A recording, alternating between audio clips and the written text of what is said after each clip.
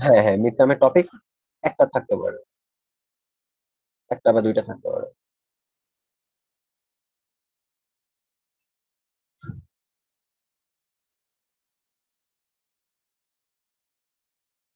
দেন suggestion দেওয়ার পরে আপনাদেরকে আমি প্রত্যেকটা টপিকস এর উপরে একটু ব্রিফ করব। কিভাবে আপনারা লিখবেন, কোন টপিকস, কোন বিষয় এগুলা একটু কাইন্ডলি আপনারা শুনবেন।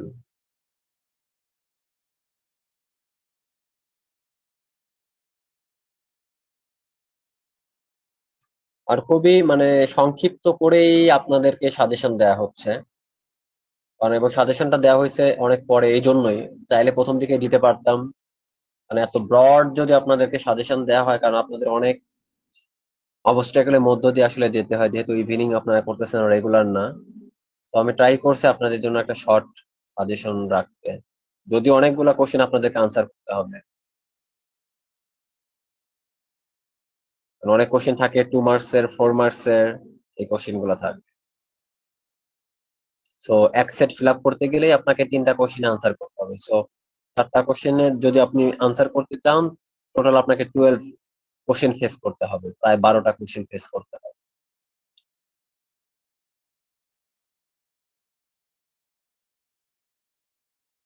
হুম। তো ঠিক আছে আমি স্টার্ট করতেছি। আপনারা একটু প্রিপেয়ার্ড হন। শুরু করলাম আমি।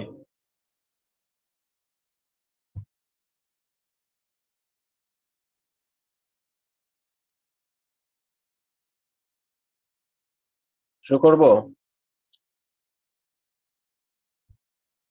Okay fine. তো ফার্স্ট যে টপিকস, সে টপিকস হলো ব্রিটিশ পিরিয়ড। British period. হচ্ছে টপিকস। ১ নাম্বার টপিকস হলো ব্রিটিশ পিরিয়ড।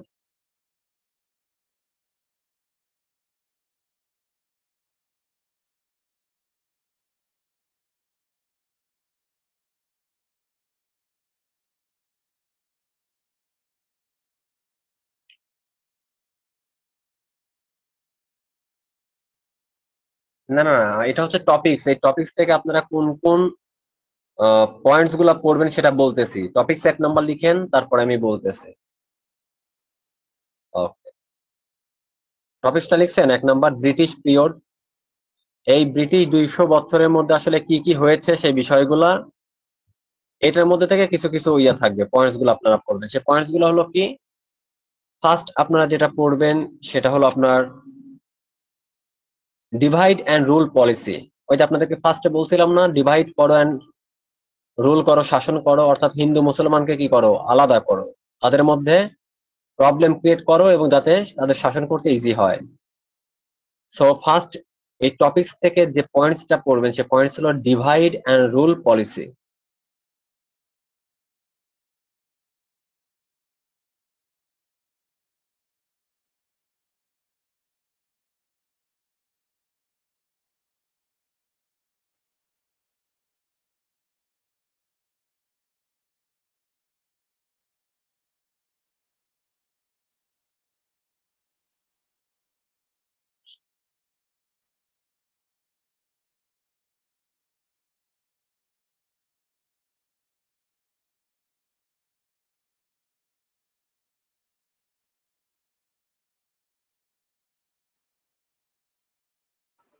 তারপর ডিভাইড অ্যান্ড রুল পলিসি লেখা হয়েছে?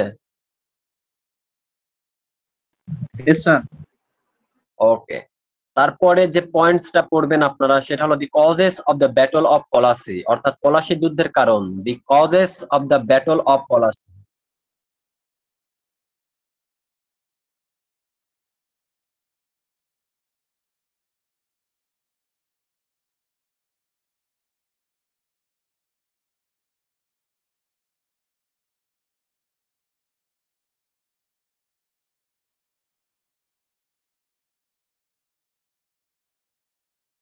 দি causes of the battle of Palashi. The causes of the battle of Palashi.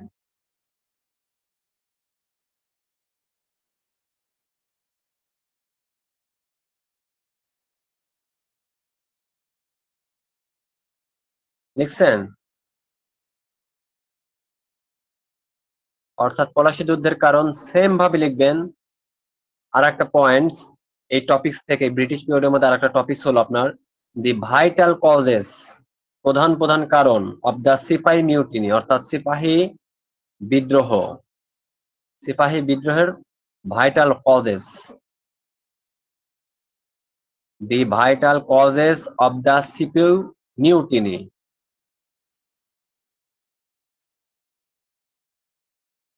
হ্যাঁ হ্যাঁ বলতেছি, লিখছেন এটুকু, দি ভাইটাল কজেস অফ দ্য, সিপাহি বানা হচ্ছে কি, সিপাহি বানা হচ্ছে SEPOY, SEPOY। Mutiny, MUTINY, mutiny, MUTINY, mutiny. লিখছেন? জি স্যার। মিউটিনি অফ, পরে হলো অফ 1857, অর্থাৎ 1857, অফ 1857।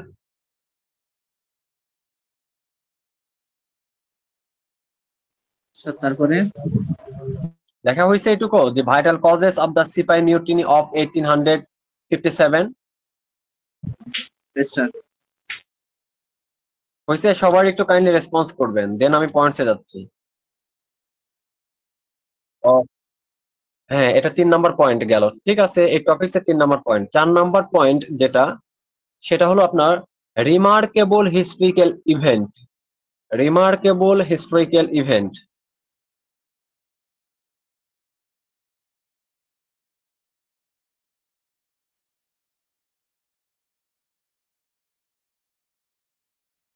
হ্যাঁ হ্যাঁ, ব্রিটিশ পিরিয়ডের মধ্যেই থাকবে।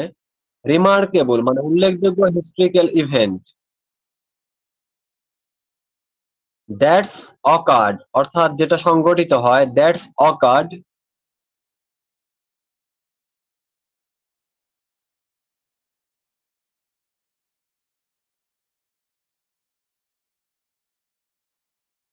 অকার্ড, অকার্ড মানে সংঘটিত হয় ডিউরিং ব্রিটিশ রুল।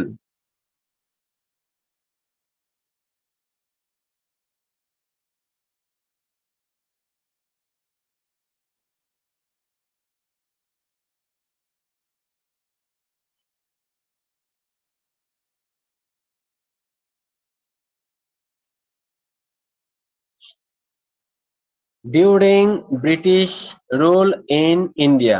লিখছেন কিনা? 4 নাম্বার, 4 নাম্বার এটা। হুম, একই সাথে এটা remarkable historical event that occurred during British rule in India. বুঝতে পারছেন? মানে ব্রিটিশ পিরিয়ডের মধ্যে কিন্তু 3টা টপিকস আসলো, টপিকস এর মধ্যে 3টা points, divide and rule policy, sorry 4 number, causes of the battle of Plassey, vital causes of the sepoy mutiny of 1857, then 4 number যেটা remarkable historical events that occurred during British rule in India. হয়েছে 4টা sir, topics? Sir এই টপিকগুলো কি PDF এ পাবো নাকি আমরা বাইরে থেকে নিতে হবে? আমি আপনাদেরকে এগুলো এগুলো আমি আপনাদেরকে দিব, এগুলো আমি আপনাদেরকে দিব। এর বাইরেও আপনারা নেট থেকে সার্চ দিয়ে নিবেন ইনফরমেশন, কোনো সমস্যা নেই। যে যে জায়গা থেকে লিখতে পারেন, বাইন্ডিংস নাই।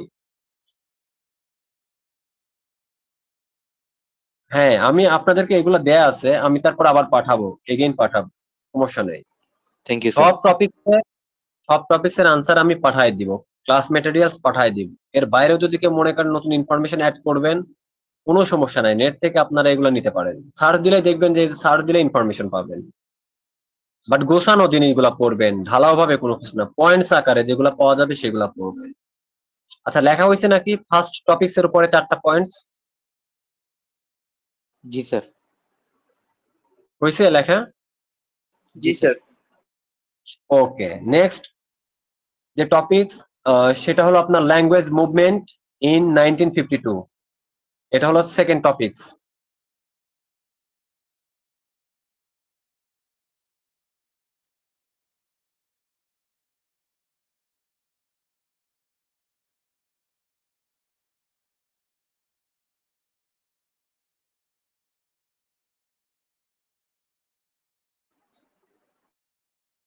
তার টপিকটা আরেকবার একটু রিপ্লাই করবেন? হ্যাঁ হ্যাঁ, অবশ্যই অবশ্যই। সেটা হলো ল্যাঙ্গুয়েজ মুভমেন্ট ইন হ্যাঁ, 1952, ভাষা আন্দোলন যেটা 1952 সালে সংগঠিত হয়েছিল। Thank you sir. টপিকস লিখছেন? Second topics? জি স্যার, লিখছি। Okay. Language movement in 1952, language movement ভাষা আন্দোলন ইন 1952।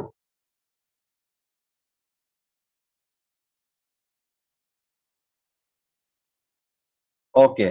সেকেন্ড, এই টপিকস থেকে আপনারা পড়বেন এই ল্যাঙ্গুয়েজ মুভমেন্টের ব্যাকগ্রাউন্ড, অর্থাৎ background of the language movement.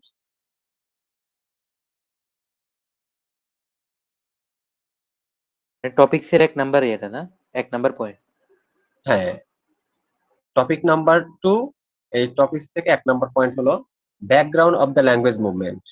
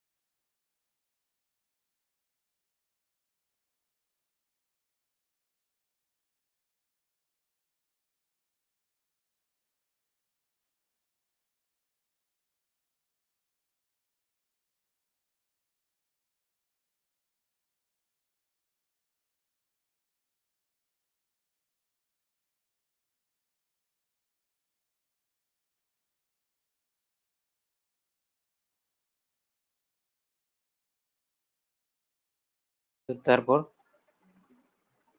লিখছেন? জি ব্যাকগ্রাউন্ডটা স্যার। লিখছেন? ওকে। দেন এই টপিকস থেকে পড়বেন দি স্টেজেস, স্টেজ হলো ধাপ, the stages of the language movement.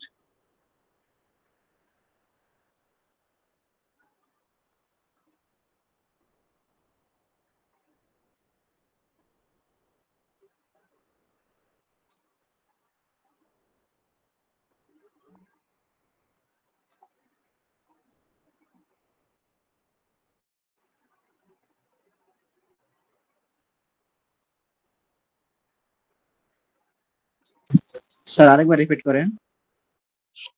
The stages, stage, the stage হলো ধাপ, the stages of the language movement. আগেটা ছিল ব্যাকগ্রাউন্ড, এবার হচ্ছে stage, the stage of the language movement. Language মুভমেন্টের যে ধাপগুলা ছিল না, বিভিন্ন ধাপে ভাষা আন্দোলন সংগঠিত হয়েছিল।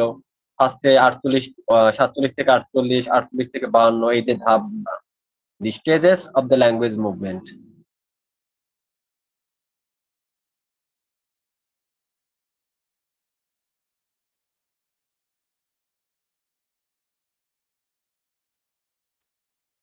তারপরে লিখবেন the significance of the language movement, significance of the language movement. Significance মানে হলো তাৎপর্য, সিগনিফিকেন্স, সিগনিফিকেন্স।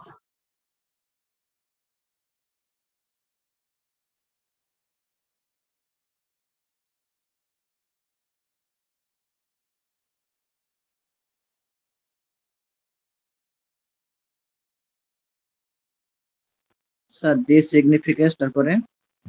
ওই same, significance of the language movement, মানে ল্যাঙ্গুয়েজ মুভমেন্ট থেকে 3টা পয়েন্ট। সেটা হলো the background of the language movement, the stages of the language movement, the significance of the language movement.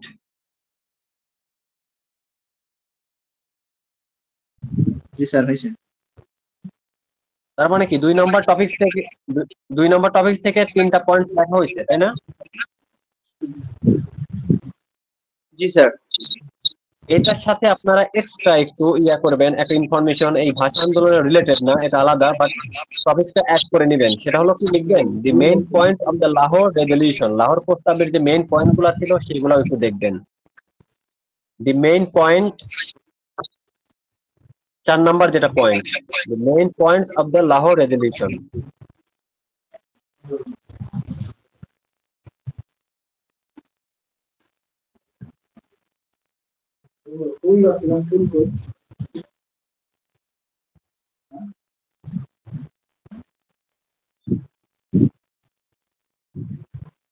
main point. Main points of the Lahore Resolution. Lahore Resolution যেটা হলো লাহোর প্রস্তাব।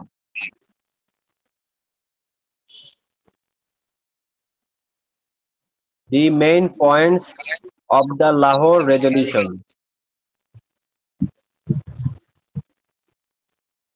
মাসুম ভাই আপনি mute করেন।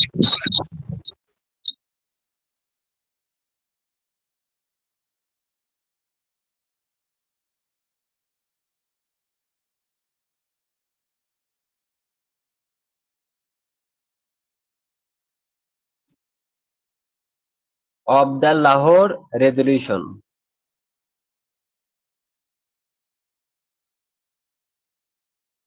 লাহোর প্রস্তাবের মেইন পয়েন্ট গুলো ঠিক। হ্যাঁ, লাহোর প্রস্তাবের মেইন পয়েন্ট গুলা, রাইট।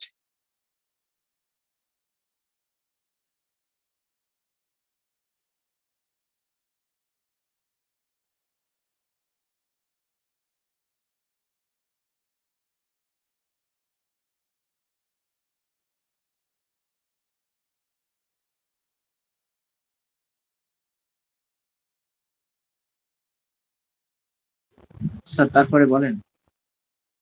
লেখা হয়েছে এইখানে চারটা। Background of the language movement, the stages of the language movement, the significance of the language movement, and the main points of the Lahore Resolution.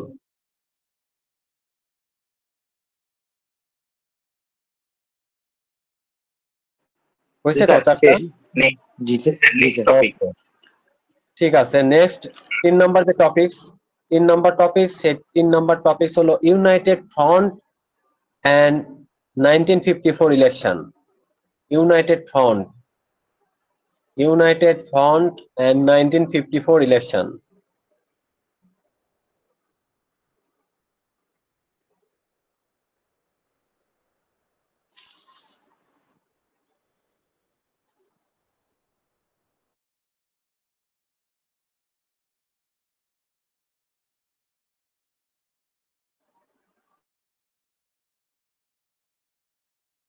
G sir, লিখছি।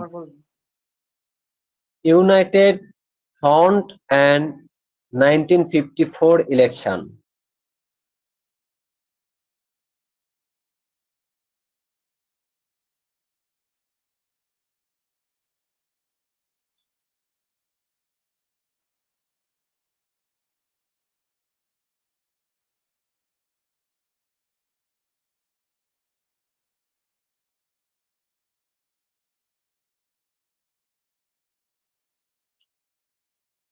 লিখছেন টপিকস? জি sir. আমি বলবো পয়েন্টস গুলা? বলেন স্যার। ওকে, ফার্স্ট যে points পড়বেন সেটা হলো এই যে ইউনাইটেড ফ্রন্ট গঠন করা হয়েছিল। সেই ইউনাইটেড ফ্রন্টে পলিটিক্যাল পার্টি ছিল 4টা। সেই 4টা পলিটিক্যাল পার্টির নেম লিখবেন। The name of 4 political parties. The name of 4 political parties.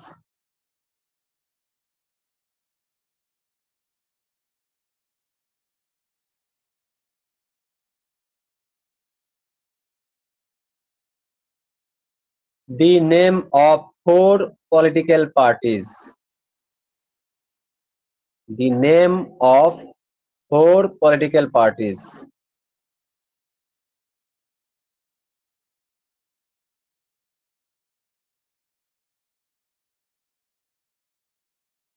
অর্থাৎ ইউনাইটেড ফ্রন্ট যে গঠন করা হয়েছিল যে 4টা রাজনৈতিক দলকে নিয়ে, সেই 4টা রাজনৈতিক দলের নাম কি ছিল? আমি তো বললামই সাজেশন শেষে এটা বলবো যে আওয়ামী লীগ ছিল, কৃষক প্রজা পার্টি ছিল, নিজামী ইসলামী ছিল, এগুলা। আমি তো বলবো মানে সাজেশন শেষ করি, পয়েন্টস ধরে ধরে আপনাদেরকে আনসার বলে দিই। বুঝতে পারছেন কোনগুলা? 1954 সালে যে নির্বাচন হলো, সেই নির্বাচনে 4টা পলিটিক্যাল পার্টি মুসলিম লীগের বিপক্ষে ইলেকশন করেছিল, ঠিক আছে, যাতে মুসলিম লীগ জিততে না পারে। কারণ এই মুসলিম লীগ অন্য পলিটিক্যাল পার্টিদেরকে সুযোগ দিচ্ছিল না রাজনীতি করার। তখন তারা কি করছে, 4টা পলিটিক্যাল পার্টি একটা প্ল্যাটফর্মে এসে 54 ইলেকশন করছে, যেটা শেরে বাংলা একে ফজলুল হকের নেতৃত্বে। বুঝতে পারছেন? তো পরবর্তীতে পলিটিক্যাল পার্টি চারটা যখন একটা প্ল্যাটফর্মে এসে ইউনাইটেড ফ্রন্ট গঠন করছে, তারা ইলেকশনে উইন করছে এবং এই মুসলিম লীগ পরাজিত হয়েছে। ক্লিয়ার? আমি বলতেছিলাম যে সাজেশন শেষে সব বিষয়গুলো নিয়ে কথা বলবো। ওকে, এটা লেখা শেষ হয়েছে? Yes sir. ওকে, তারপরে এই টপিকস থেকে সেকেন্ড যে পয়েন্ট সেটা হলো লিখবেন দি রিজন। আপনারা কিছুদিন আগে যে টপিকস এর উপরে পরীক্ষা দিয়েছেন মনে করে দেখেন, the reason behind the defeat of Muslim League. The reason behind the defeat of Muslim League in 1954 election, অর্থাৎ 1954 সালের ইলেকশনে মুসলিম লীগের যে পরাজয়ের পিছনে কারণগুলা কি ছিল সেগুলা।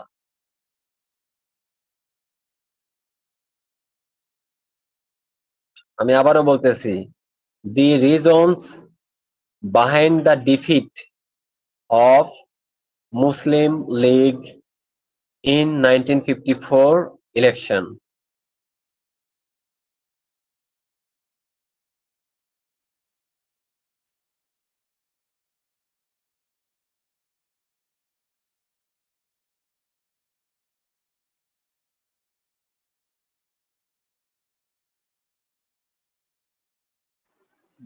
জি স্যার লিখছি।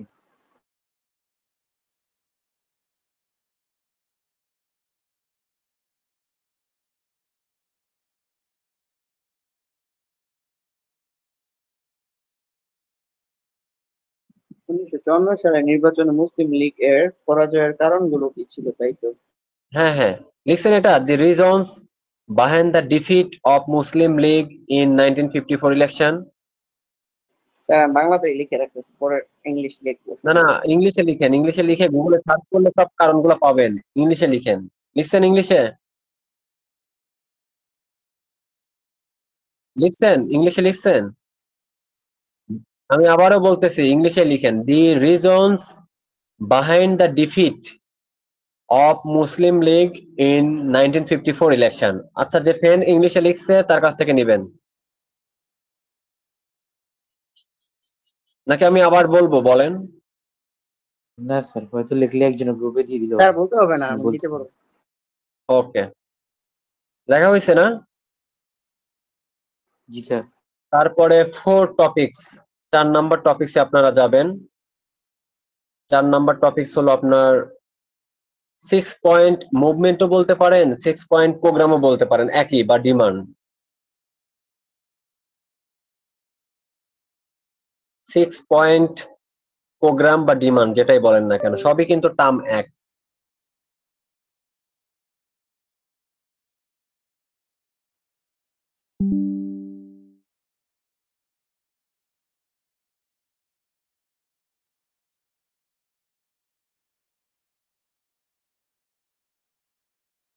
হ্যাঁ, আলাদা point, 4 number point, sorry 4 number topics.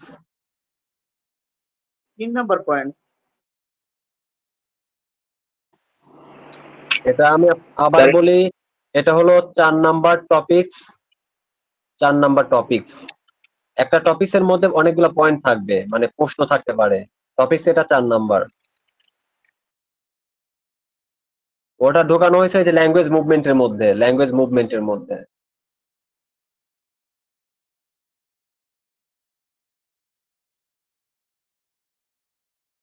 যদিও ওটা 1940 সালের, বাট কোশ্চেনটা ওর ভিতরে সেট করা হয়েছে।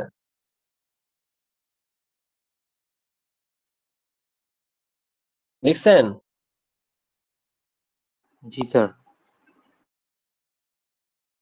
4 নাম্বার টপিকস, 6 পয়েন্ট প্রোগ্রাম বা ডিমান্ড। এই জায়গা থেকে আপনারা পড়বেন 6 পয়েন্টে শুধুমাত্র 6 পয়েন্ট, এই যে 6টা কি পয়েন্ট ছিল সেগুলা।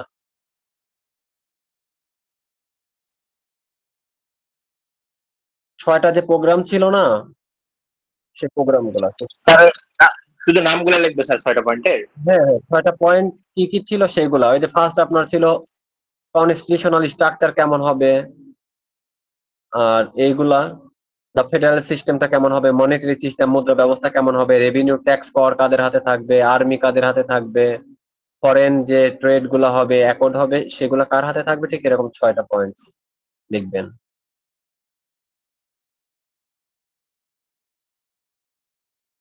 হয়েছে?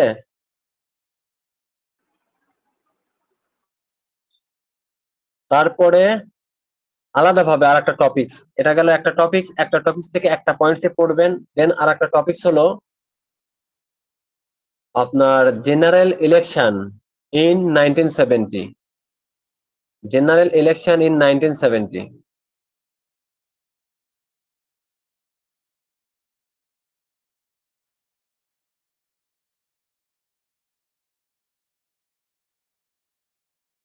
এটা থেকেও একটা পয়েন্টসে পড়বেন, সেটা হলো কি এই সিগনিফিকেন্সটা পড়বেন, significance of the 1970 general election, অর্থাৎ 1970 সালের যে ইলেকশন ছিল সেটা সিগনিফিকেন্স,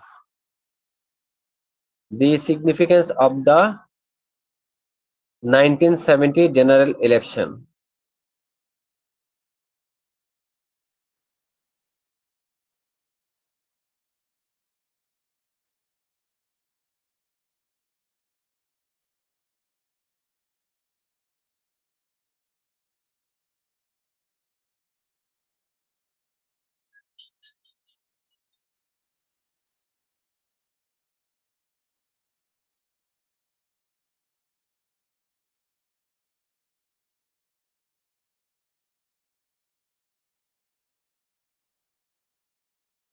দেখছেন? ওকে, লাস্ট টপিকস হলো লিবারেশন ওয়ার অফ বাংলাদেশ। এটা হলো topics, liberation war of Bangladesh.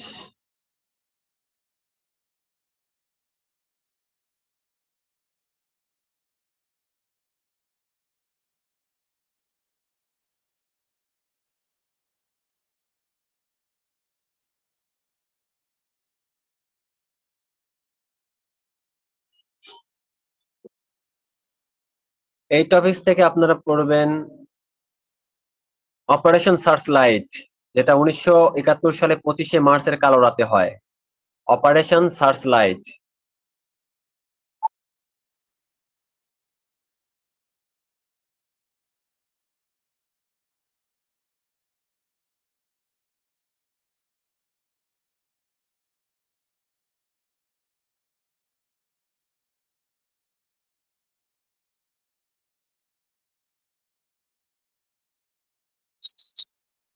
দেখছেন? তারপরে যুদ্ধ পরিচালনা করার জন্য যে অস্থায়ী সরকার গঠন করা হয়েছিল সেটা আপনারা আলোচনা করবেন, ফরমেশনটা কেমন ছিল। অর্থাৎ এটার ইংলিশ হলো এরকম, the formation of the provisional government, the formation of the provisional government.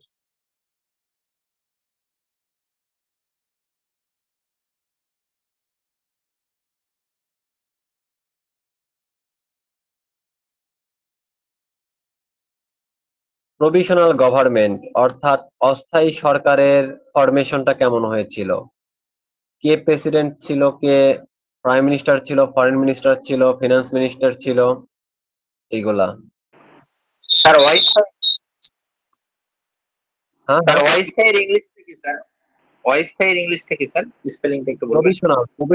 Provisional government. অস্থায়ী সরকার হলো provisional government, formation of the provisional government.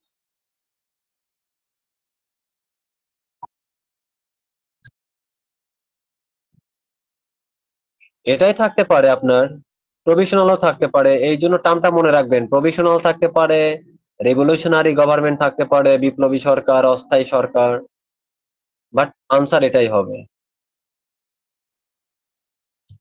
But এখন যে সাজেশন যেটা বলতেছি এটাই আপনারা পড়েন।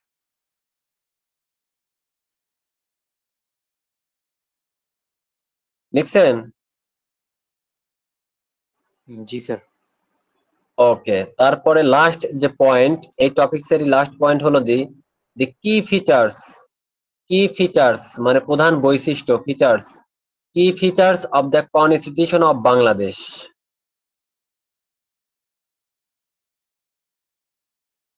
কি ফিচার্স, কে ই ওয়াই, কি মানে প্রধান বৈশিষ্ট্যগুলা কি, বাংলাদেশ সংবিধানের প্রধান বৈশিষ্ট্য, key features of the constitution of Bangladesh.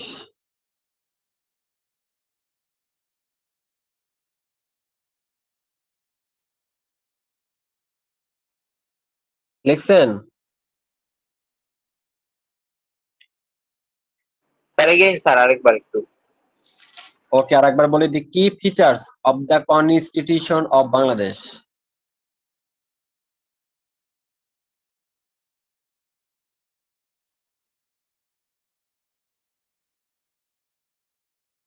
The key features of the Constitution of Bangladesh. Key features of the constitutions of Bangladesh.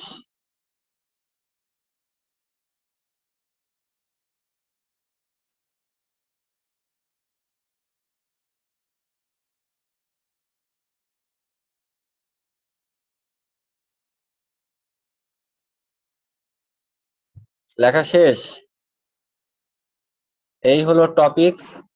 আমি একবার রিভিউ, এই হলো টপিকস, এইগুলা আমি একবার রিভিউ করব।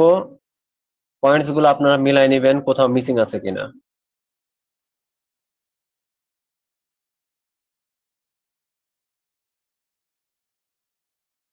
আমি রিভাইজ করতেছি, কাইন্ডলি আপনারা চেক করেন। ফার্স্ট টপিকস থেকে আপনারা পড়বেন যেটা ব্রিটিশ পিরিয়ড। সেই ব্রিটিশ পিরিয়ড থেকে আপনারা যে কোশ্চেন গুলো দেখবেন সেই কোশ্চেন গুলো হলো divide and rule policy, then হচ্ছে the causes of the battle of Palashi, the vital cause of the sepoy mutiny of 1857, then last যেটা সেটা হলো the remarkable historical event that occurs during British rule in India. এটা হলো আপনার British period থেকে। Second যে topics সেটা হলো language movement in 1952।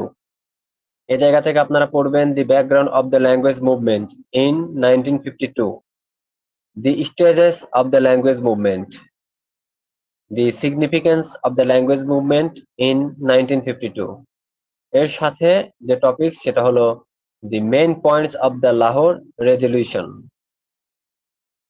The main points of the Lahore resolution.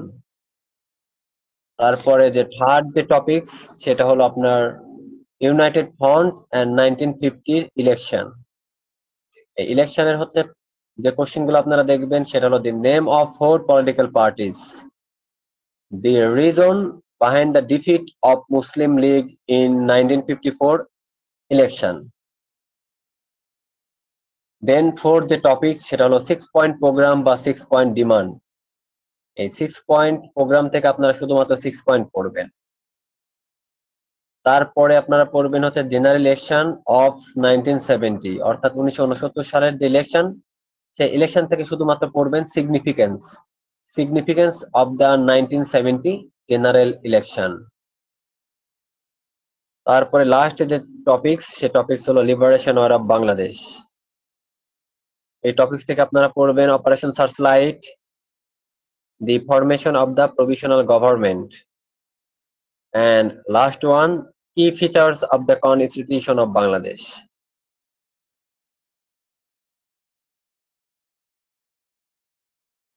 ঠিক আছে সব?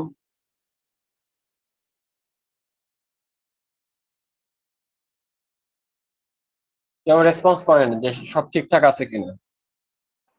জি স্যার। ওকে।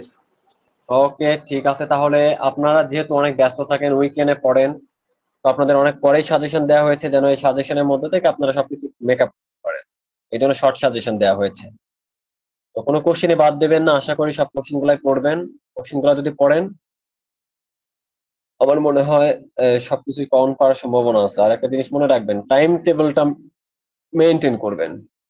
একটা কোশ্চেন লিখছেন আর একটা কোশ্চেন লিখতে গিয়ে টাইম ম্যানেজমেন্ট হলো না, দেখা গেছে টাইম শেষ হয়ে গেল, হয়তো অনেক মার্কসের কোশ্চেন আপনি রেখে গেছেন। এগুলা করবেন না, প্রত্যেকটা কোশ্চেন টাচ করে যান। এখন আমি কোশ্চেন ধরে ধরে একটু ব্রিফলি বলে যাই, যেন আপনারা গুগল থেকে পড়েন বা যে কোনো জায়গায় পড়েন, সে জায়গায় পড়তে গেলে যেন আপনার পড়াটা ইজি হয়। ঠিক আছে? তো কোশ্চেন ধরে ধরে আমি একটু বলতেছি, আপনারা একটু মিলাই নেন। ঠিক আছে? ওকে, ফার্স্ট যে টপিকস নিয়ে কথা বলেছিলাম সেটা হচ্ছে ব্রিটিশ পিরিয়ড। আপনারা জানেন কিভাবে এই ভারতবর্ষে ব্রিটিশরা আসছে। সেই জায়গা থেকে আপনারা দেখবেন ডিভাইড অ্যান্ড রুল পলিসি। তো ডিভাইড অ্যান্ড রুল পলিসি আসলে কি? ডিভাইড অ্যান্ড রুল পলিসি হলো একটা থিওরি, এই থিওরি হলো ইংলিশের ফার্স্টে এসে কি করছে, ইংলিশ এবং মুসলমানদের মধ্যে বিরোধ সৃষ্টি করেছে।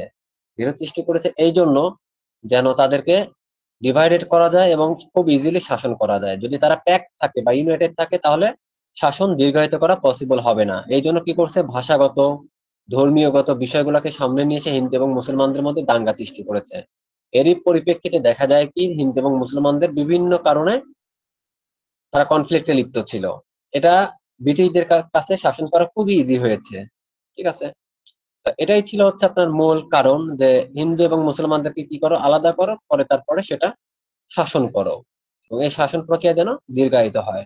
যদি এই ডিভাইড না করতে পারতো হয়তো 200 বছর না, সেটা 10 বছর বা 20 বছরের মধ্যেই এই ভারতবর্ষ থেকে ব্রিটিশদের বিতাড়িত করা সহজ হতো। এটা সম্ভব হয়নি শুধুমাত্র এই ডিভাইড অ্যান্ড রুল পলিসির কারণে।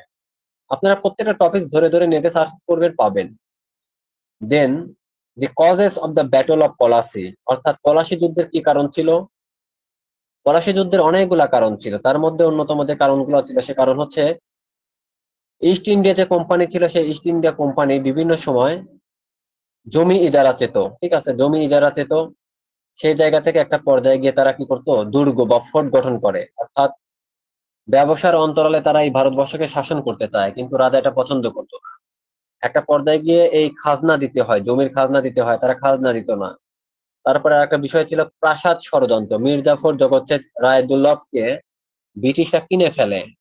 একটা পর্যায়ে গিয়ে যখন যুদ্ধ সংঘটিত হয় তখন এই মীর জাফরটা যুদ্ধে অবতীর্ণ না হয়ে তারা পিছু টান দেয় এবং সিরাজউদ্দৌলা ব্রিটিশদের কাছে কি হয়, পরাজিত হয়। এবং এই পলাশী যুদ্ধের যে প্রধান সেনাপতি ছিল ব্রিটিশদের পক্ষে লর্ড ক্লাইভ, আর এই অঞ্চলে যারা ছিল ভারতবর্ষে তিনি ছিলেন সিরাজউদ্দৌলা। এই দুইজনের মধ্যে ফাইট হয়। এই ফাইটে সিরাজউদ্দৌলা পরাজিত হয় মীর জাফরদের বিশ্বাসঘাতকতার কারণে। অনেক সৈন্য নিহত হয়। এর মধ্য দিয়ে আসলে বাংলার স্বাধীনতার সূর্য অস্তমিত হয়ে যায় এবং সরাসরি শাসন ক্ষমতায় চলে আসে কারা, ব্রিটিশরা। এটা ছিল হচ্ছে পলাশী যুদ্ধের অন্যতম কারণ। তারপরে যেটা the vital causes of sepoy mutiny 1857, অর্থাৎ 1857 সালে এই পলাশী যুদ্ধের কিছুদিনই পর, কিছু ইয়ার পরে কি হলো, সিপাহী বিদ্রোহ হলো। সিপাহী কি, সিপাহী বলতে কাদেরকে বোঝায়, যারা আহ সৈন্য, যেমন বর্তমানে যেমন বাংলাদেশের পুলিশ বাহিনী বা আর্মি বাহিনী, তারা কি করে, তারা তো সিপাহীর মতো। ওই সময় কিছু সিপাহী ছিল যারা যুদ্ধের জন্য বা বিভিন্ন ভাবে শাসন কার্য পরিচালনা করার জন্য কি করতে হয়,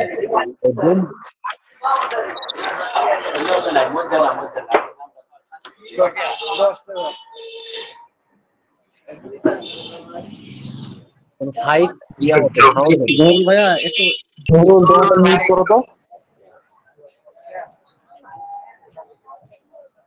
তো কি করতে হয়, এই বন্দুকে যে কার্তুজ বা বন্দুকে যে গুলি ভরতে হয় সেই কার্তুজটা খুলে ভরতে হয়। তো এই কার্তুজে কি করতো, কার্তুজটা রাখা হতো, সেখানে হচ্ছে শুকরের মাংস এবং গরুর মাংস। জহুরুল জহুরুল ভাইয়া ইসলাম, একটু মিউট করো ভাইয়া। আপনার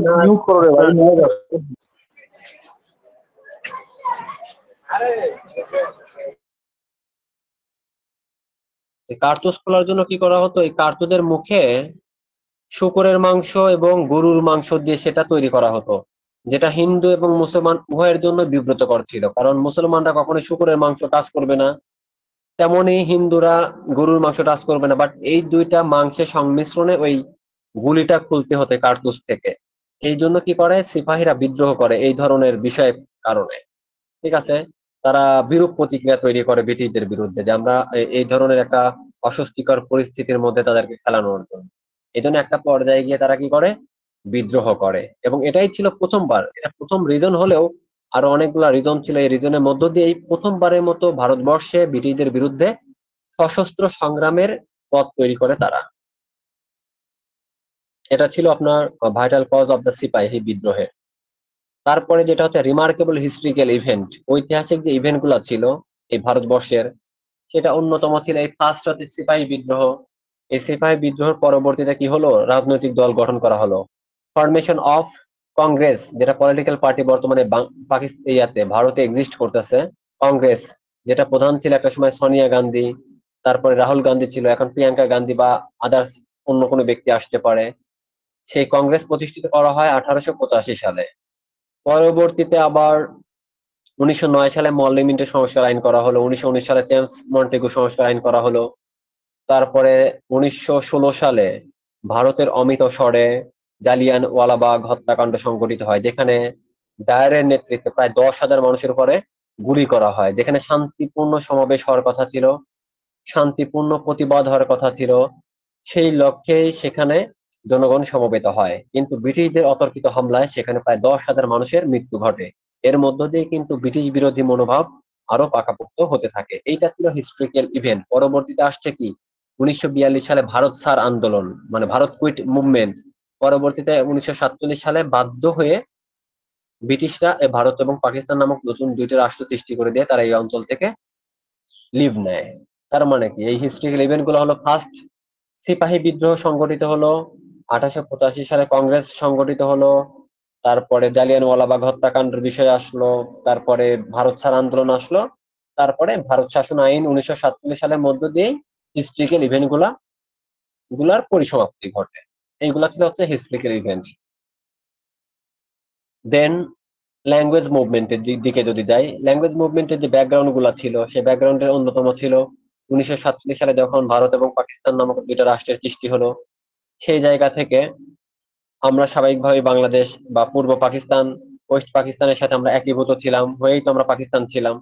তো যখন নতুন একটা দেশ সৃষ্টি হলো, সেই দেশের ভাষা কি হবে, সেই ভাষার প্রশ্নে আসলে 56%, প্রায় 56% মানুষের মুখের ভাষা ছিল বাংলা। তথাপিও পাকিস্তানের শাসক গোষ্ঠী এবং সেই সময়ের আমলা এবং সেনাবাহিনী তারা কি করেছিল, উর্দুকে পাকিস্তানের রাষ্ট্রভাষা করেছিল। কিন্তু এরই প্রতিবাদে এই অঞ্চলে কি হয়, বিক্ষোভ সমাবেশ হয় বাংলাকে অন্যতম রাষ্ট্রভাষা করার দাবিতে।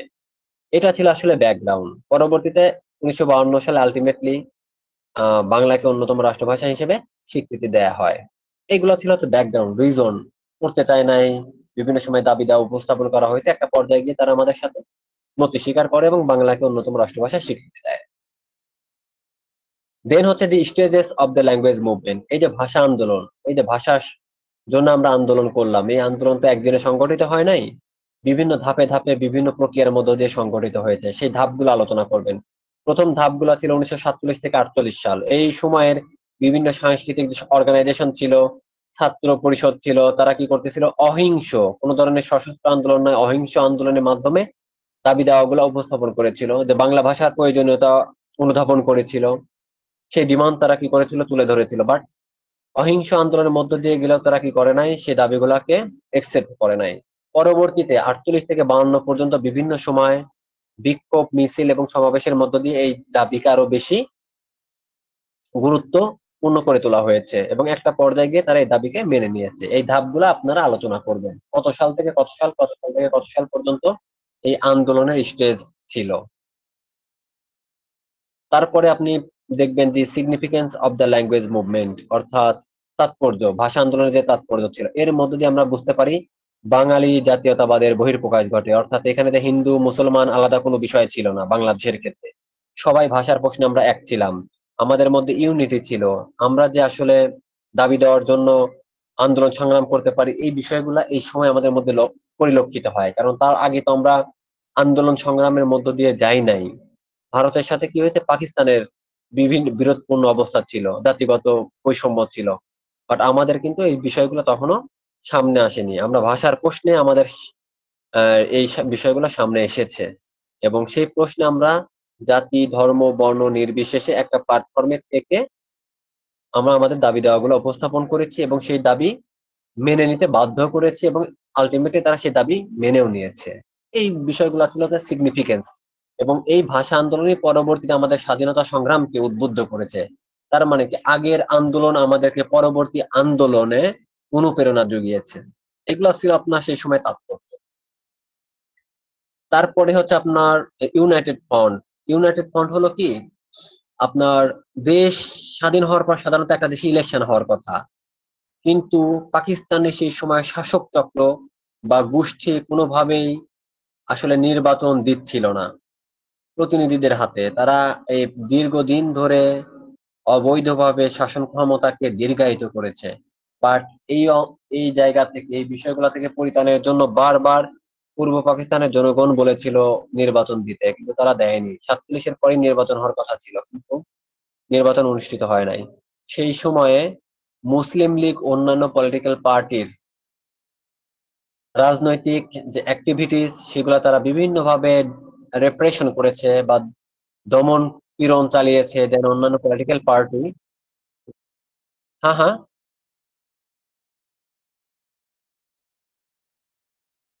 এগুলা তো আপনাদের তো আমি ক্লাসে সব পড়িয়েছি, তাই না? আমি জাস্ট একটু রিভিউ করে যাচ্ছি যাতে আপনাদের মনে পড়ে। সবগুলোই তো পড়ানো, দেখেন টপিক গুলো কি পড়ানো না, সবই তো পড়ানো।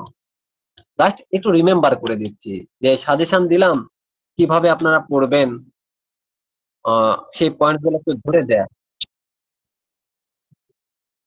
হ্যাঁ হ্যাঁ হ্যাঁ, আমি শেষ করে দেবো, মানে আমি 10 মিনিটের মধ্যে শেষ করে দেবো, 9টা 20-এর মধ্যে। হ্যাঁ হ্যাঁ, আমি 10 মিনিটের মধ্যে শেষ করে দেবো। দেখেন স্যার শুভ ইউনাইটেড সন্ধ্যা ফ্রন্ট, স্যার, 9টা 45 থেকে ক্লাস শুরু হবে স্যার, আপনি ক্লাস নিতে পারেন, দেরি আমি আছে এখনো। আপনাদেরকে প্রত্যেকটা টপিক ধরে ধরে একটু ক্লিয়ার করে দিচ্ছি যাতে টপিক ধরে ধরে আপনারা পড়তে পারেন বা বুঝতে পারেন বা ঘটনাগুলা কি ছিল। দেখেন আর স্যার প্রেজেন্টটা কি করবেন স্যার? আপনি যারা নেবেন? আজকে, হ্যাঁ হ্যাঁ, ক্লাসে যারা আজকে অ্যাটেন্ড করেছে তাদের আইডি নাম্বারটা আমাকে হোয়াটসঅ্যাপে পাঠাবে। আচ্ছা ওকে, যাদের তাহলে সবাই কমেন্টে আইডি নাম্বারটা লিখে দাও। ওকে। দেখেন ইউনাইটেড ফ্রন্ট কেন গঠন করা হয়েছিল? ওই সময় মুসলিম লীগ অন্য পলিটিক্যাল পার্টিকে ডমিনেট করেছে বলেই অন্যান্য পলিটিক্যাল পার্টি একটা প্ল্যাটফর্মে এসছে, এবং 4টা পলিটিক্যাল পার্টি প্ল্যাটফর্মে এসে এই মুসলিম লীগকে পরাজিত করেছে। সেই পলিটিক্যাল পার্টি 4টা আপনারা নাম লিখবেন, আওয়ামী লীগ থেকে শুরু করে, সেটা আওয়ামী মুসলিম লীগ ছিল, বর্তমান যেটা এখন কনভার্ট হয়ে আওয়ামী লীগ আসছে। কৃষক পদা পার্টি আছে, ইসলামী যে পলিটিক্যাল পার্টি ছিল, নিজামী ইসলামী পার্টি ছিল, ঠিক আছে, এইগুলা। দেন আর একটা কিছু বিষয় ছিল যে the reason behind the defeat of Muslim League in 1954, অর্থাৎ 1954 সালে যে নির্বাচন হলো সেই নির্বাচনে মুসলিম লীগের পরাজয়ের কি কারণ ছিল। তার মধ্যে আমি কিছুটা বলে ফেলছি, যে আপনার এই যে পলিটিক্যাল পার্টিকে তাদের অ্যাক্টিভিটিস গুলা ঠিকঠাক মতো করতে দেয়নি, অর্থনৈতিক ভাবে আমাদের সাথে বৈষম্য করেছে পশ্চিম পাকিস্তানিরা, রাজনৈতিক ভাবে সেই সময় যে পলিটিক্যাল পার্সন গুলা ছিল তাদের কর্মসূচি গুলা বা প্রোগ্রাম গুলা সফলভাবে করতে দেয় নাই, ডমিনেট করছে। তারপরে যে পরিমাণ আমাদের এই অঞ্চলে ইনফ্রাস্ট্রাকচারাল ডেভেলপমেন্ট হওয়ার কথা ছিল সেগুলো করতে দেয় নাই। এবং এই মুসলিম লীগ একটা পলিটিক্যাল পার্টি, এই পার্টি পুরা পাকিস্তানের সকল বিষয়কে বোতলবন্দি বা করে রেখেছিল। তারই ফলশ্রুতিতে এরা দেখা যায় যে ইলেকশনে তাদের ভরাডুবি হয়, ঠিক আছে, এটা ছিল রিজন। আর 6 পয়েন্টের মধ্যে দেখবেন 6টা পয়েন্ট কি কি ছিল সেই পয়েন্ট গুলো আপনারা দেখবেন। কনস্টিটিউশনাল স্ট্রাকচার, ঠিক আছে, the federal system of government, অর্থাৎ শাসনতান্ত্রিক কাঠামো কেমন ছিল, মুদ্রা কেমন ছিল, একই মুদ্রা হলে কি হবে, দুইটা দ্বৈত মুদ্রা থাকলে কি হবে, রেভিনিউ ট্যাক্স এগুলা কার হাতে থাকবে, এগুলা থাকবে রেভিনিউ ট্যাক্স গুলা থাকবে প্রভিনশিয়াল গভর্নমেন্টের হাতে। আর যেটা হচ্ছে আপনার সেন্ট্রাল গভর্নমেন্ট, সেই সেন্ট্রাল গভর্নমেন্টের হাতে থাকবে ডিফেন্সের বিষয়গুলা এবং ফরেন্সের বিষয়গুলা, ফরেন্স এবং ডিফেন্সের বিষয়গুলো, অর্থাৎ একটা দেশের নিরাপত্তা এবং পররাষ্ট্রনীতির এই বিষয়গুলো থাকবে সেন্ট্রাল গভর্নমেন্টের হাতে, বাকি সবগুলা প্রভিনশিয়াল গভর্নমেন্টের হাতে। ফরেন ট্রেড এই সংক্রান্ত বিষয়গুলো থাকবে প্রভিনশিয়াল গভর্নমেন্টের হাতে। মিলিটারি এবং প্যারামিলিটারি বাহিনী গঠনের কথা বলা হয়েছিল। এই যে 6টা বিষয় আপনারা লিখবেন জাস্ট। তারপরে আপনার দি সিগনিফিকেন্স অফ 1970 ইলেকশন, অর্থাৎ 1970 সালে যে নির্বাচন, এই নির্বাচনের গুরুত্ব কি ছিল? এই নির্বাচনের ফলে আমরা বাংলাদেশকে স্বাধীন বাংলাদেশ হিসেবে ঘোষণা করতে পারছি। বাঙালি জনগণকে আমরা একটা প্ল্যাটফর্মে নিয়ে আসতে পারছি, যা পরবর্তীতে মহান মুক্তিযুদ্ধের দিকে নিয়ে আসছে। আমাদের যে বাঙালির চেতনা, সেই চেতনা কিন্তু সেই সময় জাগ্রত হয়েছে। নতুন একটা রাজনৈতিক দলের আবির্ভাব ঘটেছে। এই দলের মাধ্যমে কি হয়েছে, নতুন নতুন রাজনৈতিক নেতৃত্বের আবির্ভাব ঘটেছে এবং নেতৃত্বের বিকাশ ঘটেছে, যা পরবর্তীতে আমাদেরকে পাকিস্তান থেকে আলাদা করতে খুব সহায়তা করেছে। এই বিষয়গুলো ছিল সিগনিফিকেন্স। আরো কিছু বিষয় আছে যেগুলো আপনারা দেখে নেবেন, এই শর্ট টাইমে বলতে পারতেছি না, আরো অনেক আছে, অনেক অনেক, চাইলে অনেক লিখতে পারবে। তারপরে হচ্ছে অপারেশন সার্চলাইট, 1971 সালে 25 মার্চ রাতে, অর্থাৎ 1970 সালে নির্বাচনে আওয়ামী লীগ জয়লাভ করলেও পাকিস্তানিরা আমাদের হাতে শাসন ক্ষমতা অর্পণ করে না, বিভিন্ন সময় তালবাহানা করতে থাকে এবং পার্লামেন্টের যে অধিবেশন হওয়ার কথা ছিল নির্ধারিত সময়ে সে সময়ও হয় না, বারবার ডিলে করা হচ্ছিল। একটা পর্যায়ে গিয়ে কি করছে তারা, শাসন ক্ষমতা আমাদের হাতে না দিয়ে অতর্কিতভাবে 1971 সালে 25 মার্চ কালো রাতে আমাদের উপরে নারকীয় হত্যাযজ্ঞ চালায়। সেই নারকীয় হত্যাযজ্ঞের নাম হলো অপারেশন সার্চলাইট। বাধ্য হয়ে পরবর্তীতে পরের দিন স্বাধীনতার ঘোষণা দেওয়া হয় 1971 সালে 26শে মার্চ। তার মধ্য দিয়ে পাকিস্তান থেকে আমরা বাংলাদেশকে আলাদা করার প্রথম এটা পদক্ষেপ ছিল। পরবর্তীতে দীর্ঘ 9 মাস যুদ্ধের মধ্য দিয়ে আমরা পাকিস্তান থেকে বাংলাদেশ নামক একটি স্বাধীন সার্বভৌম রাষ্ট্র প্রতিষ্ঠা করতে সক্ষম হয়েছে। তারপরে হচ্ছে পয়েন্টটা, the formation of the provincial government. অস্থায়ী সরকার ব্যবস্থা, যে অস্থায়ী সরকার গঠন করা হয়েছিল সেটা ফরমেশন কেমন ছিল, ওই ফরমেশনটা আপনারা লিখবেন যে ফার্স্ট প্রেসিডেন্ট কেমন কে ছিল, তারপরে যখন প্রেসিডেন্টের পরে অ্যাক্টিং প্রেসিডেন্ট কে ছিল, প্রাইম মিনিস্টার কে ছিল, ফরেন মিনিস্টার কে ছিল, এইভাবে আপনারা লিখবেন যে এটার ফরমেশন এরকম ছিল। আর কি features of the constitution of Bangladesh, অর্থাৎ বাংলাদেশের সংবিধানের প্রধান প্রধান বৈশিষ্ট্যগুলো কি ছিল। এটা একটা প্রজাতান্ত্রিক, ডেমোক্রেটিক কান্ট্রি, গণতান্ত্রিক, ধর্মনিরপেক্ষতা, আরো অনেক কিছু বিষয়গুলো আছে, সেগুলো আপনারা দেখে নিবেন। ঠিক আছে। তারপরে এই রাষ্ট্র কিভাবে পরিচালিত হবে, কতগুলা কনস্টিটিউশনের ধারা আছে, এই বিষয়গুলো এখানে সন্নিবেশ করা আছে। এবং এই কনস্টিটিউশন হলো আমাদের লিখিত সংবিধান এবং হচ্ছে দুষ্পরিবর্তনীয় সংবিধান। চাইলে আমরা এই সংবিধান পরিবর্তন করতে পারি না। সংবিধান পরিবর্তন করার জন্য অবশ্যই আমাদের 2/3 সমর্থনের প্রয়োজন। তো এইগুলা হচ্ছে আপনার একটা কনস্টিটিউশনের ফিচার্স বা বৈশিষ্ট্য। তারপরে এটা হচ্ছে আমাদের বলা যেতে পারে যে মন্ত্রিপরিষদ শাসিত সরকার ব্যবস্থা বিদ্যমান, অর্থাৎ এখানে প্রধানমন্ত্রী থাকবে, সরকার প্রধান, রাষ্ট্রপতি থাকবে, একটা দেশের প্রধান। এটা কিন্তু প্রেসিডেন্সিয়াল না, এটা হচ্ছে ministerial government form of government. Ministerial form of government, মন্ত্রী পরিষদ শাসিত সরকার, অর্থাৎ সেই মন্ত্রী পরিষদের প্রধান যিনি থাকবেন তিনি হবেন প্রধানমন্ত্রী, আর অন্যান্য ক্যাবিনেটে যারা থাকবেন তারা হবেন মন্ত্রী। তারা হবেন সরকারের প্রধান, আর যিনি রাষ্ট্রপতি হবেন তিনি হবেন স্টেটের প্রধান, অর্থাৎ একটা দেশের প্রধান। এই বিষয়গুলা কনস্টিটিউশনে বলা আছে। তো সব মিলে এই হলো আপনাদের জন্য ফাইনালের সাজেশন। এই টপিকস গুলা, আপনার টপিকস ধরে ধরে আমি সবগুলাই মেটেরিয়ালস পাঠাই দিব, 2-1 দিনের মধ্যে পাঠাই দিব। বাট তারপরেও আপনার এই টপিকস গুলা ধরে ধরে নেটে সার্চ করবেন, দেখবেন, টপিকস গুলার সাথে পরিচিত হবেন, তাহলে অনেক ইনফরমেশন পাবেন, জানতে পারবেন, সব ইজিলি বুঝতে পারবেন।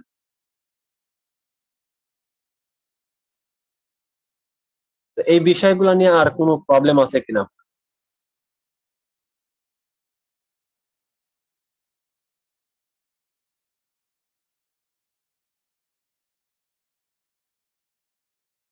কেউ একজন একটু কাইন্ডলি রেসপন্স করবেন যে এই সাজেশন কেউ বুঝতে পারেননি বা লিখতে পারেননি, আবার কোন টপিকস আবার নতুন করে এই টপিকস বুঝতে পারেন না, যদি রিপিট করতে হয় আমি রিপিট করব।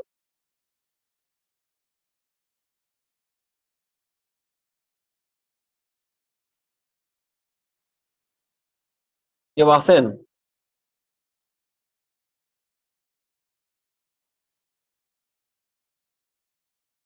কেউ একজন রেসপন্স করেন। যদি রিপিট করতে না হয় তাহলে আমি এখানেই শেষ করব আর কি। মানে এই সাজেশন নিয়ে কোনো প্রবলেম নাই তো আপনাদের? স্যার কোনো প্রবলেম নাই, কিন্তু পিডিএফ না দিলে স্যার, ভালো হয় স্যার, মুখস্থ হ্যাঁ করার হ্যাঁ, ক্ষেত্রে। সব সব ডকুমেন্টস আপনাদেরকে দিয়ে দিব, সব দিয়ে দিব।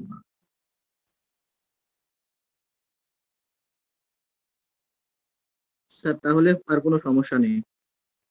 তো ঠিক আছে তাহলে, আর হয়তো আপনাদের সাথে তো দেখা হবে না বা ক্লাসও হবে না। আপনাদের জন্য শুভকামনা থাকবে, আপনারা খুব ভালোভাবে ফাইনাল পরীক্ষাগুলা কমপ্লিট করেন, শারীরিক কোনো ধরনের যেন অবস্টেকল না থাকে। আরো শুভকামনা থাকবে, শুধু এই ইয়ারে না, পরবর্তী ইয়ার গুলাতেও যেন আরো ভালো হয়, গ্রাজুয়েলে যেন আপনারা ভালো করতে পারেন। সময়ের সাথে সাথে আমি এটুকু বলবো, আপনারা ইংলিশে ইমপ্রুভমেন্ট করেন। ঠিক আছে, ল্যাঙ্গুয়েজগত অনেক প্রবলেম থাকতে পারে, সেগুলা যেন আপনারা ওভারকাম করতে পারেন। আমার অ্যাঙ্গেল থেকে আপনাদের জন্য অনেক অনেক শুভকামনা। আমার জন্য আপনারা দোয়া করবেন। এবং সামনেই তো ঈদ, ঈদ যেন আপনারা ভালো কাটাইতে পারেন পরিবারের সবার সাথে, এবং ব্যাক করে এসে যেন খুবই সুস্বাস্থ্যের সাথে এবং সুন্দরভাবে যেন পরীক্ষাগুলা কমপ্লিট করতে পারেন, দোয়া করি।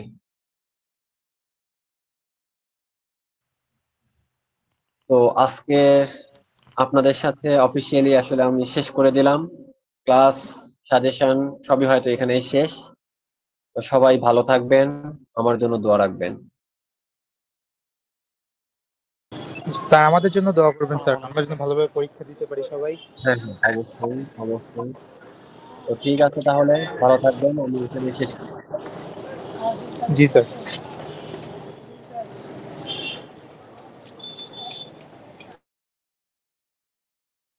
আর আবির, আপনি কাইন্ডলি সবার স্যার আমি অ্যাটেন্ডেন্সটা স্ক্রিনশট আমাকে, নিয়ে নিছি স্যার, অ্যাটেন্ডেন্স নিয়ে হ্যাঁ, নিছি হ্যাঁ, অলরেডি।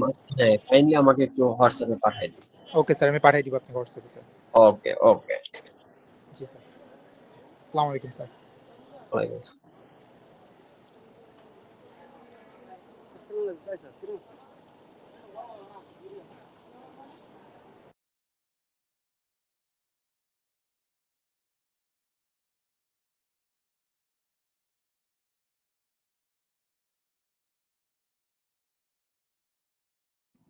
আবির ভাই,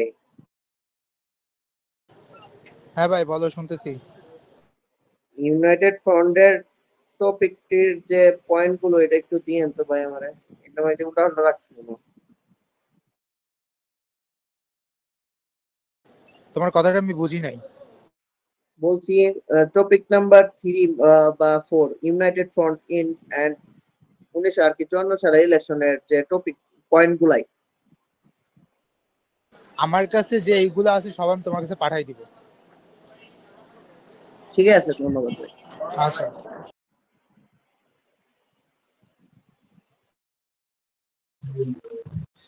হ্যাঁ বলো, বুঝি নাই। হ্যাঁ অ্যাটেন্ডেন্স স্যার নিয়ে নিছে।